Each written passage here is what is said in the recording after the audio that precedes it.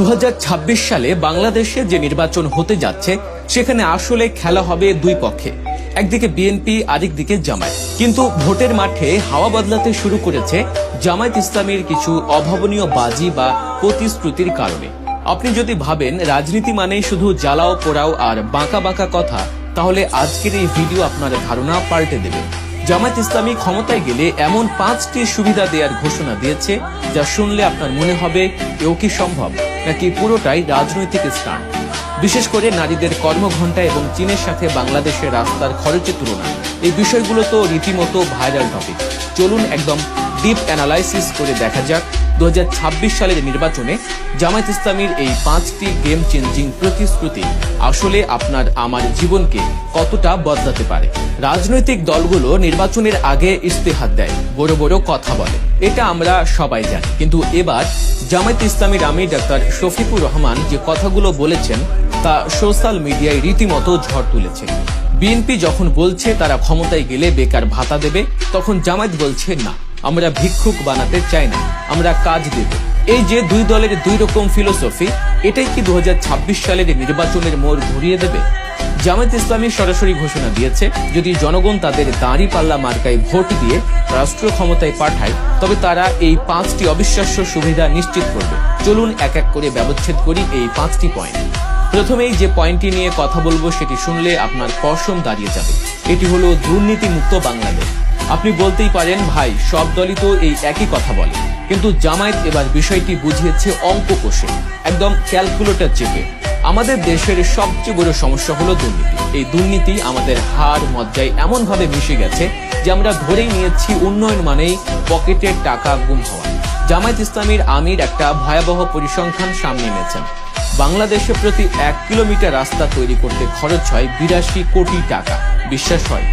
82 কোটি টাকা। অথচ চীনের দিকে তাকান, চীন আমাদের চেয়ে অনেক উন্নত দেশ, তাদের প্রযুক্তি অনেক হাই, লেবার কস্ট বেশি, ম্যাটেরিয়ালের দাম বেশি, অথচ সেই চীনে 1 কিলোমিটার রাস্তা বানাতে খরচ হয় মাত্র 10 থেকে 12 কোটি টাকা। কোথায় 82 কোটি আর কোথায় 12 কোটি? মাঝখানের এই 70 কোটি টাকা কোথায় যায়? এই টাকাটা আসলে দুর্নীতির পেটে চলে যায়। এটা আপনার টাকা, আমার টাকা, জনগণের ট্যাক্সের টাকা।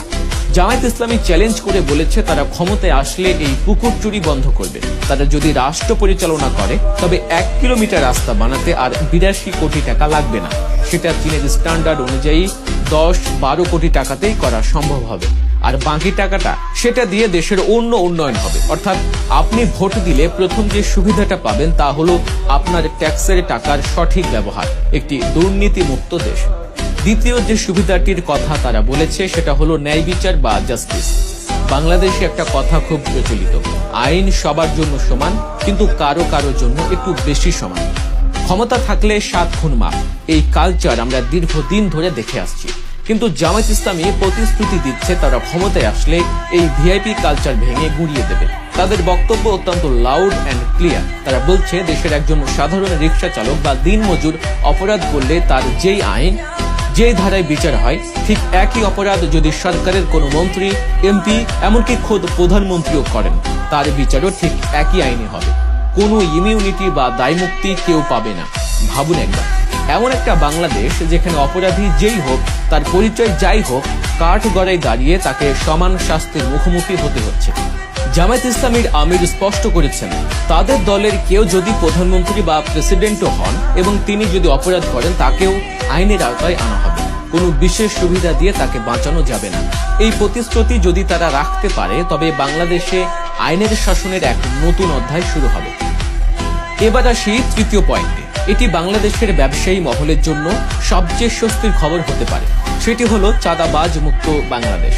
আপনি ফুটপাতে ছোট্ট একটা পানের দোকান দেন কিংবা গুলশানে বিশাল কর্পোরেট অফিস, বাংলাদেশে ব্যবসা করতে গেলে আপনাকে কাউকে না কাউকে চাঁদা দিতেই হয়। ভাইদের ম্যানেজ করতে না পারলে ব্যবসা লাটে ওঠে। জামায়াত ইসলামী বলছে তারা ক্ষমতায় গেলে এই চাঁদাবাজি কালচার 0 টলারেন্সে নামিয়ে আনবে। আপনি স্বাধীনভাবে ব্যবসা করবেন, আপনার লাভের টাকা আপনার পকেটেই থাকবে, কোনো মাস্তান বা পাতি নেতার পকেটে যাবে না।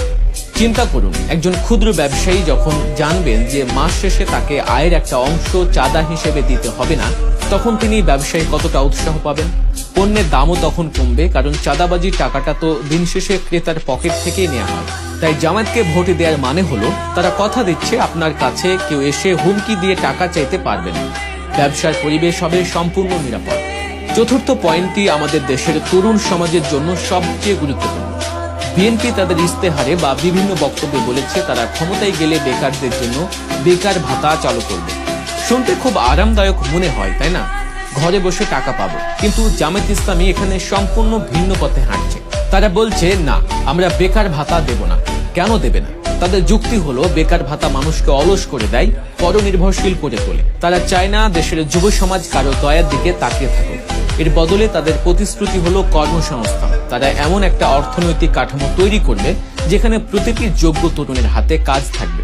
তাদের কথা হচ্ছে, তোমার মেধা আছে, যোগ্যতা আছে, তাহলে চাকরি তোমার হবে। কোনো মামা চাচার ঘুষের দরকার হবে না। বাংলাদেশে বর্তমানে লাখ লাখ শিক্ষিত বেকার, সার্টিফিকেটের বোঝা নিয়ে তারা ঘুরছে, কিন্তু চাকরি পাচ্ছে না। ঘুষ ছাড়া পিয়নের চাকরিও জোটে না। জামায়াত এই সিস্টেমটাই বদলাতে চায়। তারা যুবকদের দক্ষ কারিগর হিসেবে গড়ে তুলতে এবং মেধার ভিত্তিতে চাকরির নিশ্চয়তা দেবে। অর্থাৎ তারা মাছ কিনে দেবে না, বরং মাছ ধরা শিখিয়ে দেবে এবং মাছ ধরার জন্য পুকুরও তৈরি করে দেবে।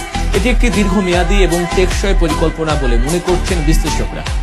সবশেষে পঞ্চম পয়েন্টটি নিয়ে বর্তমানে সবচেয়ে বেশি আলোচনা সমালোচনা হচ্ছে। এটি নারীদের জন্য এক বিশাল সুখবর। আবার কারো কারো মনে প্রশ্নও জাগাচ্ছে। জামায়াত ইসলামী ঘোষণা দিয়েছে তারা ক্ষমতায় গেলে নারীদের কর্মঘণ্টা 8 ঘন্টা থেকে কমিয়ে 5 ঘন্টায় নামিয়ে আনবে। হ্যাঁ, ঠিকই শুনেছেন। একজন পুরুষ যেখানে 8 ঘন্টা ডিউটি করবেন, সেখানে একজন নারী অফিস করবেন মাত্র 5 ঘন্টা। কিন্তু বেতন পাবেন পূর্ণ 8 ঘন্টারই। এর পেছনে যুক্তি হিসেবে তারা বলছে নারীদের ঘরের অনেক কাজ সামলাতে হয়, সন্তান লালন পালন করতে হয়। তাই তাদের উপর কাজের চাপ কমিয়ে দিলে তারা পরিবারকে সময় দিতে পারবেন, যা একটি সুস্থ সমাজ গঠনে ভূমিকা রাখবে। কিন্তু এখানে একটা বড় প্রশ্ন জাগে, কোনো প্রাইভেট কোম্পানির মালিক কি 5 ঘন্টা কাজ করিয়ে 8 ঘন্টার বেতন দেবে? মালিক তো চাইবে পুরো কাজ আদায় করে নিতে। এই জায়গায় জামায়াত ইসলামীর সমাধানটি বেশ ইন্টারেস্টিং। তারা বলছে মালিকরা নারীদের 5 ঘন্টার বেতন দেবে, আর বাকি যে 3 ঘন্টা কাজ তারা করলো না কিন্তু বেতন পাবে, সেই 3 ঘন্টার বেতনের টাকাটা সরকার ভর্তুকি হিসেবে কোম্পানিকে দিয়ে দেবে, অথবা সরাসরি নারীর অ্যাকাউন্টে দেবে। অর্থাৎ কোম্পানির মালিকের কোনো লস নেই। তিনি 5 ঘন্টার কাজ পাবেন, 5 ঘন্টার বেতন দেবেন, আর নারী কর্মচারী পাবেন 8 ঘন্টার বেতন, যার বাড়তি অংশটা আসবে রাষ্ট্রীয় কোষাগার থেকে। এটি যদি বাস্তবায়ন করা যায় তবে কর্মজীবী নারীদের জীবনযাত্রার মান অনেক উন্নত হবে। তারা ক্যারিয়ার এবং সংসার দুটোতেই সমানভাবে মনোযোগ দিতে পারবেন। তো দর্শক, এই ছিল 2026 সালের নির্বাচনকে সামনে রেখে জামায়াত ইসলামীর 5টি বড় প্রতিশ্রুতির বিশ্লেষণ। এখন দেখার বিষয় জামায়াত ইসলামী ক্ষমতায় যেতে পারে কিনা, আর ক্ষমতায় গেলে এই প্রতিশ্রুতিগুলো রাখতে পারবে কিনা, নাকি এগুলো কেবলই ভোটের আগে মানুষকে আকৃষ্ট করার কৌশল। তবে এটা মানতেই হবে তাদের এই পয়েন্টগুলো গতানুগতিক রাজনীতির বাইরে গিয়ে বেশ কিছু সিরিয়াস সমস্যার সমাধানে নতুন চিন্তার খোরাক যোগাচ্ছে। আপনাদের কাছে কি মনে হয় এই 5টি সুবিধার মধ্যে কোনটি আপনার কাছে সবচেয়ে বেশি গুরুত্বপূর্ণ? আপনাদের মূল্যবান মতামত কমেন্ট বক্সে অবশ্যই জানাবেন। আমরা সবার কমেন্ট পড়ার চেষ্টা করি।